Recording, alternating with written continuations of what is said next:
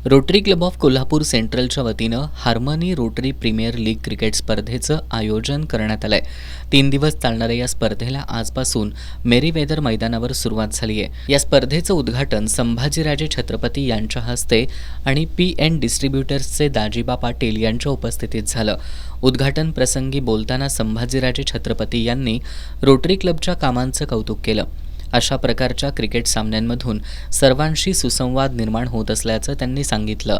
कोल्हापूर जिल्हा क्रिकेट असोसिएशनचे उपाध्यक्ष आणि इव्हेंट चेअरमन अभिजित भोसले, रोटरीचे assistant governor Rahul Kulkarni, president Sanjay Bhagat यांनीही यावेळी मनोगत व्यक्त केली। या स्पर्धेत SMAC, Goshima chemist association, rotary club of Kolhapur, irrigation department, CREDAI, Saturday club, CA association, BNI, सराफ असोसिएशन, जनरल प्रॅक्टिशनर्स असोसिएशन, जनसंपर्क फाउंडेशन हे 12 संघ सहभागी झालेत। स्पर्धेच्या उद्घाटनावेळी को-चेअरमन निलेश पाटील, सेक्रेटरी रवींद्र खोत, मुख्य प्रायोजक दाजीबा पाटील, सूर्यकांत पाटील बुद्धिहाळकर, संग्राम शेवरे, प्राचार्य डॉक्टर महादेव नरके, पंडित कोरगावकर, राजेश आडके, RY पाटील यांच्यासह खेळाडू उपस्थित होते।